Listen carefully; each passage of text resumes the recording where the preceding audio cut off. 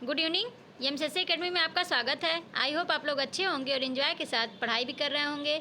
जैसा कि हम लोग बायोलॉजी में काफ़ी कुछ कवर कर चुके हैं, तो अब आप लोगों को बायोलॉजी में कोई भी दिक्कत नहीं होगी और कोई भी क्वेश्चन होगा तो आप लोग आसानी से सॉल्व कर पा रहे होंगे। तो हम लोग बात कर रहे थे पौधों के बारे में। पौधों के बारे में हम लोग तना से बात किए थे। आज हम लोग का टॉपिक जो है वो जड़ से है। तो चलिए देख लेते हैं जड़ क्या होता है। जड़ से संबंधित क्वेश्चन सॉल्व करने का प्रयास करते हैं। पहला क्वेश्चन है जड़। जड़ जमीन में किनका अवशोषण करती है? पहला ऑप्शन है जल, सेकंड है खनिज लवण, थर्ड है एक व दो दोनों, फोर्थ है ना तो एक ना तो दो। तो आपको बताना है कि जड़ जो है ज़मीन से किस चीज़ का अवशोषण करती है, किस चीज़ को वो ऑब्जर्व करती है।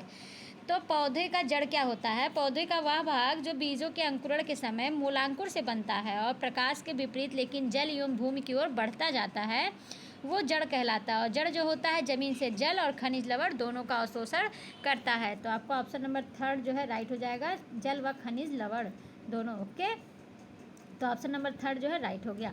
नेक्स्ट क्वेश्चन है जल की उत्पत्ति किससे होती है? जल की उत्पत्ति किससे होती है? प्रांकुर से, मूलांकुर से, बेलामेन से, उपर्युक्त सभी। तो जड़ की उत्पत्ति किससे होती है अभी मैंने आपको बता दिया।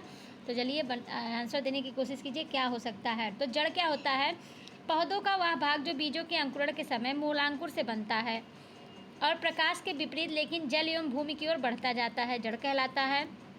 जड़ जमीन से जल और खनिज लवण का अवशोषित भी करती है, जल और खनिज लवण को अवशोषित करती है और इसकी जो उत्पत्ति होती है मूलांकर से होती है। और यह पौधे के अवरोही भाग जो मिट्टी के नीचे की ओर वृद्धि करता है और कुछ विशेष परिस्थितियों को छोड़कर इनमें कलिकाएं नहीं पाई जाती हैं। तो आपका इसमें ऑप्शन नंबर कौन सा राइट है? ऑप्शन नंबर सेकेंड राइट हो जाएगा। मूलांकुर जो है इसकी जड़ की उत्पत्ति के समय उत्पत्ति मूलांकुर से होती है। ओके, चलिए नेक्स्ट क्वेश्चन। जड़ के संबंध में कौन से कथन असत्य है? जड़ के संबंध में कौन से कथन गलत है बताना है। पहला है इनका सिरा मूल गोप द्वारा सुरक्षित रहता है, सेकंड है इन पर एक कोशिकीय रोम होते हैं, थर्ड है इन पर संधियां व पर्व संधियां नहीं पाई जाती हैं, फोर्थ है यह पौधे का आरोही भाग होता है। तो जड़ के संबंध में बताना है कौन से कथन गलत हैं। तो चलिए बताने की कोशिश कीजिए क्या हो सकता है। तो जड़ की विशेषताएँ कुछ होती हैं जिसमें इसकी उत्पत्ति जो है मूलांकुर से होता है और पौधे का अवरोही भाग जो मिट्टी के नीचे की ओर वृद्धि करता है और कुछ विशेष परिस्थितियों को छोड़कर इनमें कलिकाएं भी नहीं पाई जाती और इनका सिरा जो होता है वो मूल गोप द्वारा सुरक्षित रहता है। मूल गोप क्या होता है? जब पौधे ऐसे होते हैं, नीचे जो जड़ होता है ऐसे करके जड़ होते हैं, तो यहाँ पे एक ऐसे करके टोपी के हिसाब से बनाया जाता है, एक तरह से होता है, तो उसे हम मूल गोप कहते हैं। और इन पर एक कोशिकीय रोम भी होते हैं। तो ये भी आपका राइट है, ये भी आपका राइट है। और इन पर संधियाँ तथा पर्व संधियाँ नहीं पाई जाती। संधियाँ क्या होता है? कोई पौधा ऐसे करके निकला होता है, उस पर जो ऐसे तना निकलता है, ऐसे तना निकलता है तो छोटे छोटे यहाँ बड बने होते हैं, तो ये जो होता है वो पर्व होता है। और जहाँ ये तना मिलते हैं उनको हम पर्व संधियाँ कहते हैं। तो इन पर संधियाँ पर्व संधियाँ भी नहीं पाई जाती। जड़ों की बात हो रहा है तो जड़ों में पर्व संधियाँ या संधियाँ नहीं पाई जाती हैं और इनके जड़ जो होते हैं नकारात्मक प्रकाशानुवर्ती होती हैं और धनात्मक गुरुत्वानुवर्ती और धनात्मक जलानुवर्ती होती हैं। मतलब जहाँ पे गुरुत्वाकर्षण अधिक होता है उधर वो मूव करती हैं और साथ साथ जहाँ जल की मात्रा अधिक होती है वहाँ वो मूव करती हैं। प्रकाश की तरफ जड़ की जो वृद्धि होती है वो थोड़ा कम होती है। तो इसमें जो होता है और लिखा है यह पौधों के आरोही भाग है, तो आरोही भाग नहीं अवरोही भाग होते हैं। ये आपका गलत हो गया और तीनों जो है आपका सही है। ओके, चलिए नेक्स्ट क्वेश्चन। बाह्य त्वचा को किन नामों से जाना जाता है? मूलीय त्वचा, पीलीफेरस परत, एक व दो दोनों, ना तो एक ना तो दो। तो चलिए बताने की कोशिश कीजिए क्या हो सकता है। बाह्य त्वचा को किन नामों से जाना जाता है? तो बाह्य त्वचा को मूली त्वचा भी कहते हैं या पीलीफेरस कहते हैं। पीलीफेरस परत या मूली त्वचा इनको कहा जाता है, जिस पर असंख्य एक कोशिकीय कम समय तक जीवित मूल रोम पाए जाते हैं और मूलीय त्वचा पर उपत्वचा तथा रंध्र नहीं पाए जाते हैं। तो आपका ऑप्शन नंबर कौन सा राइट है? ऑप्शन नंबर थर्ड जो है राइट हो जाएगा, एक व दो दोनों। ओके, चलिए नेक्स्ट क्वेश्चन है जड़ में निम्न में से किनका अभाव होता है? उपत्वचा, रंध्र, अधस्त्वचा, उपर्युक्त सभी। तो जड़ में किनका अभाव होता है? जड़ में क्या नहीं पाए जाते ये आपको बताना है। तो जड़ जो होता है अभी मैंने बताया कि बाह्य त्वचा को मूलीय त्वचा अथवा पीलीफेरस परत भी कहते हैं और जिस पर असंख्य एक कोशिकीय कम समय तक जीवित मूल रोम पाए जाते हैं और मूलीय त्वचा पर उपत्वचा तथा रंध्र जो है नहीं पाए जाते हैं और अधस्थ त्वचा भी इस पर अनुपस्थित होते हैं। ये आपका एसएससी में पूछा हुआ क्वेश्चन है। अधस्थ त्वचा जो होते हैं ये आपके अनुपस्थित होते हैं, तो तीनों आपके इसमें नहीं पाए जाते। तो ऑप्शन नंबर फोर्थ राइट हो जाएगा, उपर्युक्त सभी। ओके, चलिए नेक्स्ट क्वेश्चन। निम्न में से किन में एकसार्क अवस्था पाई जाती है? फ्लोएम, जाइलम, एक व दो दोनों, ना तो एक ना तो दो। तो बताने की कोशिश कीजिए कि इनमें से किन में एकसार्क अवस्था पाई जाती है। तो जाइलम जो है, जाइलम की एकसार्क अवस्था होती है, अर्थात इसमें प्रोटोजाइलम केंद्र से दूर होता है और मेटाजाइलम केंद्र की ओर स्थित होता है। और इसमें जो है वल्कुट जो होते हैं वो मृदुतक कोशाओं तक बने होते हैं। अंतस त्वचा जो होती है विकसित होती हैं। परिरंभ जो होते हैं ये मृदुतक कोशाओं की बनी होती हैं। तो आपका इसमें ऑप्शन कौन सा राइट हो सकता है? आपका ऑप्शन नंबर सेकंड जो है राइट हो जाएगा। जाइलम जो होती हैं, जाइलम की एकसार्क अवस्था होती है। आपका ऑप्शन नंबर सेकंड राइट हो गया। नेक्स्ट क्वेश्चन है, उत्पत्ति एवं आकार के आधार पर जड़ के प्रकार में शामिल है। उत्पत्ति एवं आकार के आधार पर जड़ कितने प्रकार के होते हैं? मूसला जड़, अपस्थानिक जड़, एक व दो दोनों, ना तो एक ना तो दो। तो चलिए बता दीजिए क्या हो सकता है। तो जड़ के बारे में आप लोग जान गए, जड़ की क्या विशेषताएं हैं वो भी आप जान गए, उनके लक्षण में क्या होते हैं वो भी आप लोग जान गए। तो अब हम लोग देखेंगे जड़ के प्रकार। जड़ के प्रकार में क्या होता है? उत्पत्ति एवं आकार के आधार पर जड़ें जो होती हैं दो प्रकार की होती हैं, मूसला जड़ें और अपस्थानिक जड़ें। मूसला जड़ें क्या होती हैं? इस प्रकार की जड़ में मूलांकुर विकसित होकर एक मुख्य जड़ का निर्माण करते हैं और इस प्रकार की जड़ जो होती हैं वो द्विबीजपत्री पौधों में पाई जाती हैं और इनका कुछ रूपांतरण रूप है, जैसे शंकु आकार, कुंभी रूप, तर्क रूपी, श्वसन मूल। और अपस्थानिक जड़ें जो होती हैं ये मूलांकर के अतिरिक्त पादप शरीर के किसी अन्य भाग से विकसित होने वाली जड़ें अपस्थानिक जड़ कहलाती हैं। तो उत्पत्ति एवं आकार के आधार पर जड़ दो प्रकार के, मूसला जड़ और अपस्थानिक जड़। तो आपका ऑप्शन नंबर थर्ड जो है राइट हो जाएगा। नेक्स्ट क्वेश्चन है, निम्न में से किस प्रकार की जड़ द्विबीजपत्री में पाए जाते हैं? अपस्थानिक, मूसला और जटामूल, ग्रंथिल मूल। तो अभी मैंने आपको बताया कि द्विबीजपत्री वाले पौधे में कौन से जड़ पाए जाते हैं। तो मूसला जड़ जो होते हैं ये द्विबीजपत्री वाले पौधों में पाए जाते हैं और इस प्रकार के जो पौधे होते हैं मूलांकुर से विकसित ना होकर एक मुख्य जड़ का निर्माण करते हैं। तो आपका इसमें ऑप्शन नंबर कौन सा राइट है? ऑप्शन नंबर फर्स्ट सेकंड जो है राइट हो जाएगा, मूसला जड़। ओके, नेक्स्ट क्वेश्चन है, निम्न में से किस प्रकार की जड़ आधार की ओर मोटी तथा किनारे पर पतली होती हैं? शंकु आकार, कुंभी रूप, तर्क रूप, श्वसन मूल। तो चलिए बताने की कोशिश कीजिए कि इनमें से किस प्रकार के जड़ हैं जो आधार पर मोटा, आधार मतलब जो उसका ऊपर का भाग होता है वो मोटा होता है और नीचे का आधार जो होता है वो पतला होता है, कुछ इस तरह से हो सकता है। तो ये चलिए बता दीजिए किस में होता है? शंकु आकार में, कुंभी रूप में, तर्क रूप में, श्वसन मूल में। तो अभी मैंने बताया कि जो मूसला जड़ होती हैं ये जड़ में मूलांकुर विकसित होकर एक मुख्य जड़ का निर्माण करती हैं और इस प्रकार जो जड़ होते हैं वो द्विबीजपत्री पौधों में पाए जाते हैं। मूसला जड़ों के रूपांतरण होते हैं। शंकु आकार जो होता है यह आधार में मोटी होती हैं तथा किनारे पर पतली होती हैं और इसका एग्जाम्पल आप गाजर ले लेते हैं। गाजर का कुछ इस तरह से हो सकता है। तो इस पर जो आधार होती है मोटी होती है, किनारे जो होते हैं पतले होते हैं, तो ये शंकु आकार कहलाते हैं। ऑप्शन नंबर फर्स्ट राइट हो जाएगा। नेक्स्ट क्वेश्चन है, शलजम तथा चुकंदर में किस प्रकार के जड़ पाए जाते हैं? शंकु आकार, कुंभी रूप, तर्क रूपी, श्वसन मूल। तो चलिए इसको भी बता दीजिए क्या हो सकता है, किस तरह के पाए जाते हैं।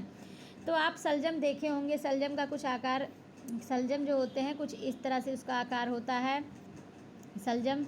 और चुकंदर भी ऐसे ही कुछ आकार होता है। तो इस किस तरह का ये आकार होता है? तो यह जो होता है वो आधार पर अधिक फूला होता है। आधार मतलब यहाँ पे अधिक फूला होता है और फूल कर जो होता है ये मोटा गोलाकार हो जाता है और शीर्ष पर एकदम पतली होती है, नीचे जो होती है एकदम पतली होती है। तो ये आपका जो रूप है ये कुंभी रूप होता है। कुंभी रूप जो होता है ये चुकंदर और शलजम का होता है। यह आधार पर अधिक फूल कर गोलाकार और शीर्ष पर एकदम पतली हो जाती हैं। तो आपका ऑप्शन नंबर सेकंड जो है राइट हो जाएगा।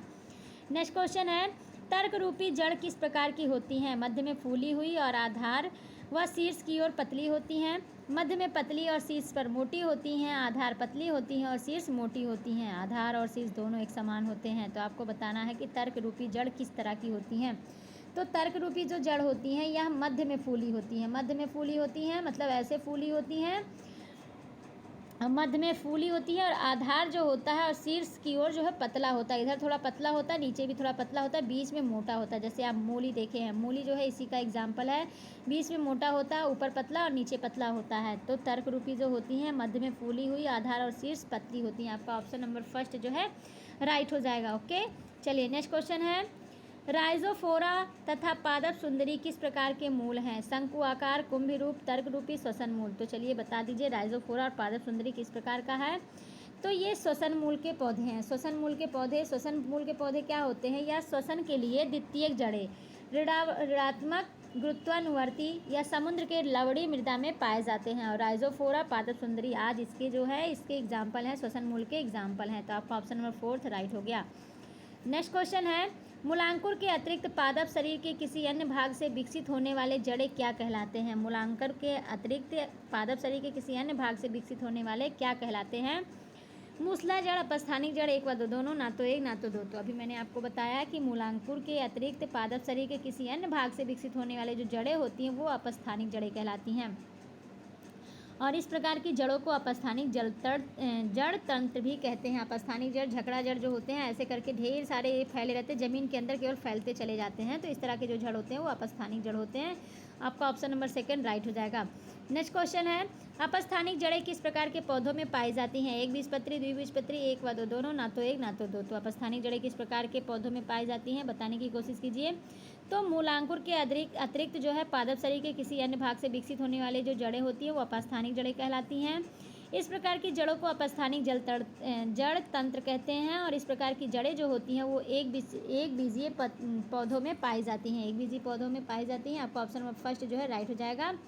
और जो आपका मूसला जड़ था वो द्विबीजपत्री वाले पौधों में पाई जा रही थी। तो ऑप्शन नंबर 1 राइट हो गया। ओके, चलिए नेक्स्ट क्वेश्चन है, गेहूं, धान, मक्का, ज्वार तथा बाजरा में कैसी जड़ें पाई जाती हैं? अपस्थानिक जड़ें, मूसला जड़ें, तर्क रूपी जड़ें, कुंभी रूपी जड़ें। तो गेहूं, धान, मक्का, ज्वार, बाजरा में कैसी जड़ें पाई जाती हैं? तो चलिए बताने की कोशिश कीजिए क्या हो सकता है।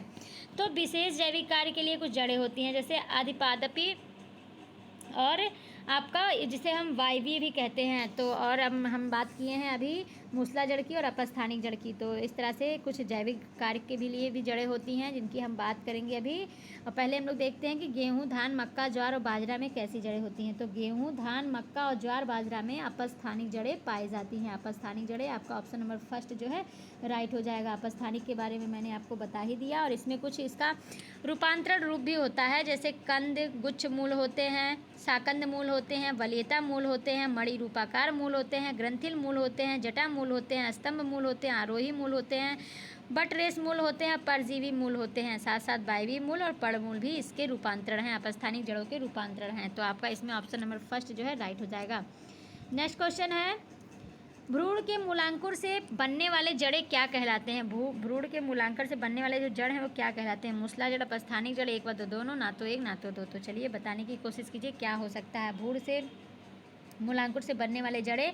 तो अभी मैंने आपको बताया कि जो आपकी मूसला जड़ें होती हैं, इस प्रकार के जो जड़ होते हैं वो मूलांकुर से विकसित होकर एक मुख्य जड़ का निर्माण करती हैं। तो आपका ऑप्शन नंबर 1 जो है राइट हो जाएगा। मूसला जड़ जो होती हैं भ्रूण के मूलांकुर से बनने वाली जड़ें हैं। ओके, चलिए नेक्स्ट क्वेश्चन है, मैक्रो पौधों से किस प्रकार की जड़ें पाई जाती हैं? मैक्रो पौधों में किस प्रकार की जड़ें होती हैं? तो इसको भी बताने की कोशिश कीजिए कि मैक्रो पौधे जो होते हैं वो किस प्रकार की जड़ें होती हैं। तो इसमें जो होती हैं आपके श्वसन मूल होते हैं, जिसे हम इसको इंग्लिश में कहेंगे न्यूमेटोफोर कहेंगे, जिसमें हम श्वसन मूल कहते हैं। श्वसन मूल के लिए हम बताएं कि द्वितीयक जड़ें ऋणात्मक गुरुत्वानुवर्ती समुद्र के लवणीय मृदा में पाए जाते हैं। तो आपका मैग्रो पौधे जो होती हैं वो श्वसन मूल की पौधे होती हैं। ऑप्शन नंबर 4 जो है राइट हो जाएगा। नेक्स्ट क्वेश्चन है, आर्किड में अपस्थानिक जड़ों का कौन सा रूप जड़ के रूप में पाया जाता है? साकंद मूल, ग्रंथिल मूल, वायवीय मूल, परजीवी मूल। तो आर्किड जो होता है वो किस अपस्थानिक जड़ का रूपांतरण रूप होता है? तो बताने की कोशिश कीजिए। तो अभी मैंने बताया अपस्थानिक जड़ें। अपस्थानिक में मूलांकुर के अतिरिक्त पादप शरीर के किसी अन्य भाग में विकसित होने वाले जड़ें अपस्थानिक जड़ कहलाती हैं। और इस प्रकार की जड़ों को अपस्थानिक जड़ तंत्र कहते हैं। और इस प्रकार की जो जड़ें होती हैं वो एक बीजपत्री पौधों में पाई जाती हैं। और इसमें अपस्थानिक जड़ों का कुछ रूपांतरण होता है, जिसमें कंद गुच्छ मूल होते हैं। कंद गुच्छ मूल में सतावर, डहेलिया और आर्किड जो होते हैं ये होते हैं। साकंद मूल में शकरकंद होते हैं। वलीयता मूल में सिनकोना होते हैं। और मणि रूपाकार मूल में अमल, ताश, घास तथा जंगली अंगूर होते हैं। साथ साथ ग्रंथिल मूल जो होते हैं उसमें मैंगो, जिंजर होते हैं। और आपका वायवीय मूल जो होता है इसमें आर्किड आते हैं। ये आपका यूपीपीसीएस का क्वेश्चन है, तो इसको आप लोग याद कर लीजिएगा। आर्किड जो होते हैं ये आपका परजीवी वायवीय मूल के अंतर्गत आएंगे। ऑप्शन नंबर 3 जो है राइट हो गया। नेक्स्ट क्वेश्चन है, अनेक पौधों की जड़ों पर बनी अपस्थानिक कलिकाएं नए पौधे का निर्माण करती हैं। ऐसे जड़ों को क्या कहा जाता है? अनेक पौधों की जड़ें होती हैं जो जड़ों की बनी होती हैं, जो अपस्थानिक कलिकाएं वो नए पौधों का निर्माण करती हैं, उनको हम क्या कहते हैं? जटामूल, आरोही मूल, ग्रंथिल मूल, जनन मूल। तो चलिए आंसर देने की कोशिश कीजिए क्या हो सकता है। तो अनेक पौधों की जो जड़ें होती हैं उस पर बनी अपस्थानिक कलिकाएं नए पौधों का निर्माण करती हैं और ऐसे जड़ों को जनन मूल कहते हैं। जनन मूल कहते हैं। शकरकंद, परवल, इपेकॉक जो है आदि जो जड़ के टुकड़े होते हैं वो नए पौधे बनाने के काम आते हैं। और ब्रायोफाइलम, बिगोनिया आदि की पत्तियों पर भी अपस्थानिक कलिकाएं पाई जाती हैं, जिसके आधार पर जड़ें निकलकर नए पौधे का निर्माण कर लेते हैं। आप कुछ पौधों को देखे होंगे, कुछ पत्तियों को देखे होंगे कि पत्ती के ऊपर पत्ती जमता है।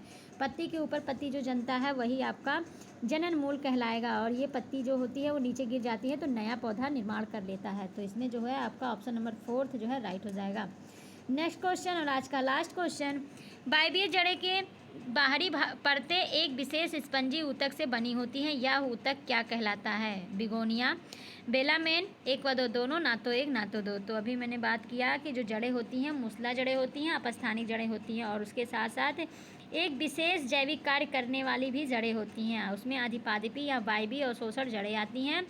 ये पौधे जो होते हैं वायु से नमी अवशोषित करके अपना काम चलाते हैं और इसके लिए इन पौधों में कुछ जड़ें वायु में लटकी रहती हैं, अतः इन्हें वायवीय जड़ें कहते हैं। और इन जड़ों को बाहरी परतें एक विशेष स्पंजी ऊतक से बनी होती हैं और यह ऊतक जो होते हैं वो बेलामेन कहलाते हैं तथा वायु की नमी को अवशोषित कर लेता है। जैसे एराइड्स है, आर्किड्स हैं, ये सारे जो होते हैं आपके वायवीय जड़ी में हो जाएंगे। तो आपका ऑप्शन नंबर 2 जो है राइट हो जाएगा।